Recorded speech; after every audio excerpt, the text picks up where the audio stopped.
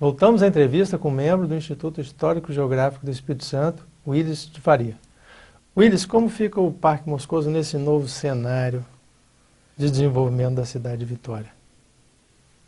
Bem, o Parque Moscoso, nós podemos observar que, como eu disse anteriormente, ele é um parque metropolitano. Ele tem uma função social muito grande, porque ainda eles integram as famílias ainda buscam ele para o lazer. São famílias inteiras que hoje buscam, com seus filhos,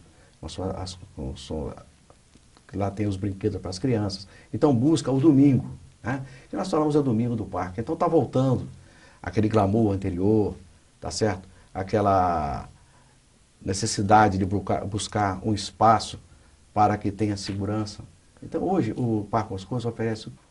Nós vamos mostrar nessas imagens aí um pouquinho do Parque Moscoso atual e um pouquinho dos equipamentos que existem hoje.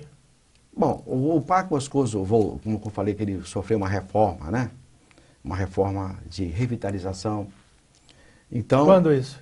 Em 2002, ele sofreu a chamada revitalização do centro da cidade. Então ele voltou ao status primitivo.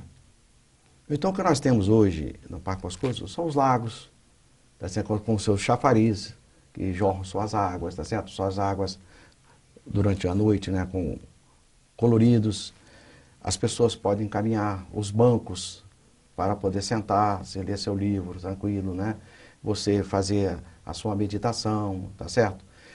Temos playgrounds para as crianças poder usá-los para a sua recreação. Nós temos hoje uma academia de idosos, equipamento para idosos fazer a sua ginástica lá dentro. É seguro frequentar? Sim, é hoje seguro. À noite? À noite, porque nós temos uma portaria. E essa portaria, uma das coisas mais importantes na época, quando eu fui administrador, eu criei uma norma que talvez tenha sido inédita no Brasil. O parque é público, o parque é do povo.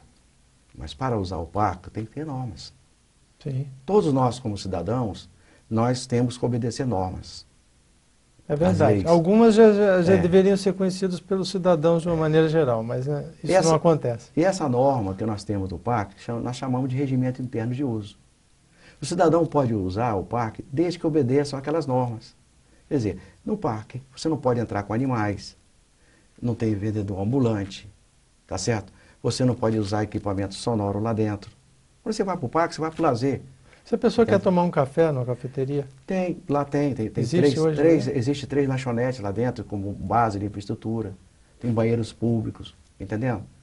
E esse regimento interno dá as normas, hora de abrir, hora de fechar. Então isso tem que estar escrito, não pode estar na boca. Então todos os parques de Vitória existe o que nós chamamos regimento interno de funcionamento. Então no Parque Moscoso ele abre 5 horas da manhã e fecha 10 horas da noite. Entendeu? Isso está no regimento interno. E na porta nós temos um segurança, que faz a triagem de quem entra e quem sai. Não é que vai cobrar ingresso, mas para saber quem está entrando e quem está saindo. Nós temos 4 portas. Um controle. Um controle. Então isso dá uma segurança ao usuário que está lá dentro. E nós temos internamente vigilância. Um guarda que circula, ou 2 guardas, ou 3, dependendo do tamanho do parque, que está na observância. Não é guarda armado, não. É guarda na observância do comportamento do cidadão. Infelizmente, numa sociedade tem que ter normas, tem que ter uso. Então isso nós ganhamos muito. Por isso que os parques de Vitória, eles são referência nacional. Pela qualidade dele e pela qualidade do uso. Sim. Pelas pessoas desta área de lazer. Tem que usar com racionalidade. Não tem depredação para evitar, porque o cidadão, às vezes, assim, isso é público, eu vou quebrar, eu pago imposto, eu tenho direito de quebrar isso. Então, dentro do parque não acontece isso. Se ele quebrar o equipamento, ele vai ser detido e vai pagar o prejuízo. Porque quem paga aquilo é o cidadão, é eu, é você que pagamos o imposto para ter aquele parque. Aquele cidadão não tem aquele direito de lapidar o patrimônio público. Isso é crime, dilapidação do patrimônio público, de acordo com o Código Penal, é crime. Willis, o Parque Moscoso, ele existiu antes da Praça Costa Pereira, Praça 8, porque as outras praças que existem na cidade, no centro de Vitória, aliás, o centro de Vitória ele continua em processo de degradação, né? Algumas ações foram feitas, muito tímidas, se falou na mudança, na valorização dos imóveis, da arquitetura existente. Alguma coisa foi feita na Praça Costa Pereira. Vitória perdeu, olha só, nós fizemos ontem 477 anos. E Vitória tem 463. Uma das cidades mais antigas do Brasil. Do né? Brasil, depois de São Vicente. Mas nós perdemos todas as características de nossa arte barroca na cidade colonial. A cidade foi totalmente destruída. Nós não temos recursos do Instituto Histórico, do IPAM, para investimento em imóveis, porque nós não temos imóveis aqui. Alguns imóveis ficaram para contar nossa história. Nossos imóveis foram totalmente destruídos por um projeto que nasceu lá em Paris, que Paris foi destruído para construir outro, você sabe disso? A modernização de Paris. Aquela mesma coisa que foi feita no Roteiro da Glória, que destruíram a Glória todinha, destruíram a Presidente Vargas para remodelar o Rio de Janeiro. Essa ideia chegou aqui em 1930 e destruíram toda a Geraldo Monteiro, os casarias. Foram colocados no chão para alargar a avenida. Então perdeu todo aquele glamour barroco, colonial. Poucas ficaram para contar a história. Ainda vou falar isso no meu blog, estou preparando a matéria, a destruição do nosso patrimônio aqui. Então, pouca coisa. A Costa Pereira... Mas nós temos ainda muita coisa que está oculto aí com os tapumes das lojas. Mas elas não são do estilo colonial, perderam, elas foram reformadas. Sim, mas marcam um outro período, né? Quando... Que também são de interesse... Quando Florentino Avido veio fazer a reforma de Vitória, ele pegou a Geraldo Monteiro, ele alargou, ele demoliu a metade dos prédios todinho, todas as fachadas.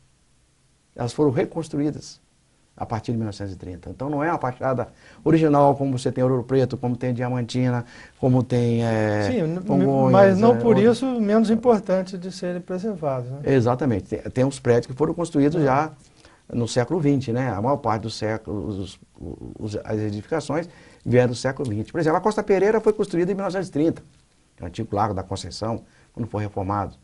Foi 18 anos depois do Parque Moscoso. 18 anos no Parque Moscoso.